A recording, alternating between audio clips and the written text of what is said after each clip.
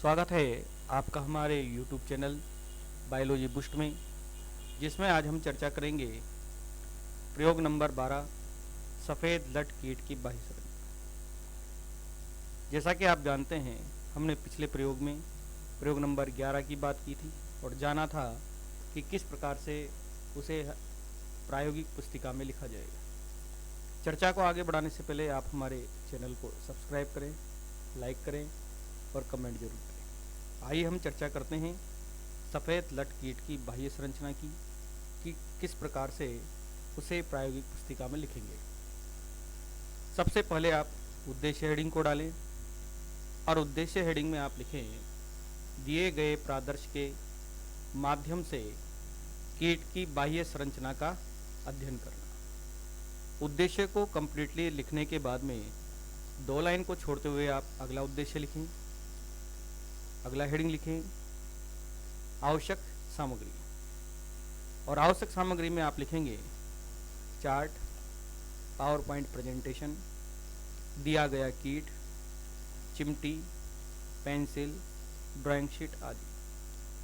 सभी आवश्यक सामग्री को लिखने के बाद में फिर से आप 2 लाइनें छोड़ेंगे और 2 लाइन छोड़कर जो कीट का नाम है वो हेडिंग डालेंगे, कीट का नाम।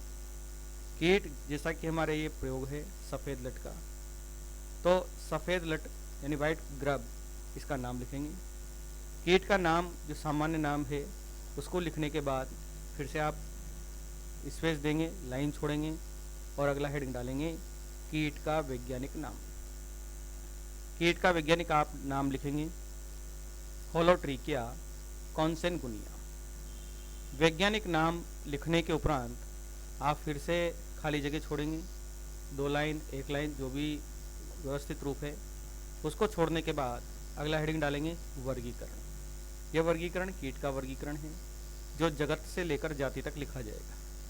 वर्गीकरण में आप लिखेंगे जंतु जगत, संघ लिखेंगे आप ऑर्थोपोडा, वर्ग लिखेंगे इंसेक्टा, गण लिखेंगे कोलेप्टेरा, कुल लिखेंगे मेलेनोथिडी, वंश लिखेंगे होलोट्रिकिया और जाति लिखेंगे कॉन्सेनगोनिया। इस प्रकार से पूरा वर्गीकरण आप लिखेंगे।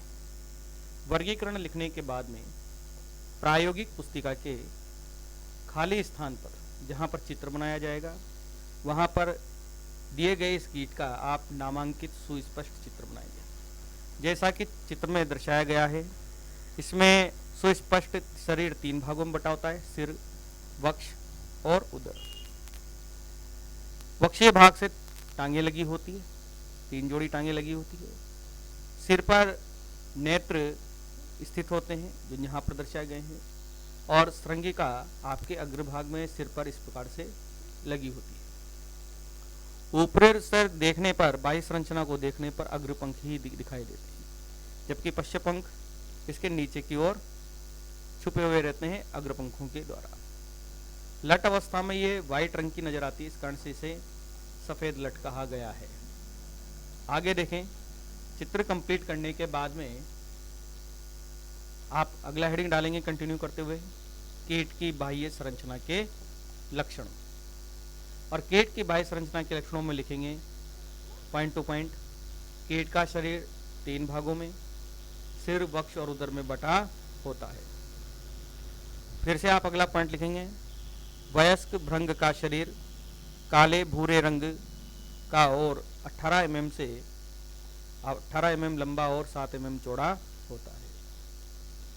फिर अगला पॉइंट लिखेंगे 2 जोड़ी पंख होते हैं, जैसा कि आपने देखा, जिनमें से अग्रपंख मोटे जो विश्राम अवस्था में पश्च जोड़ी के पंखों को ढके रहते हैं।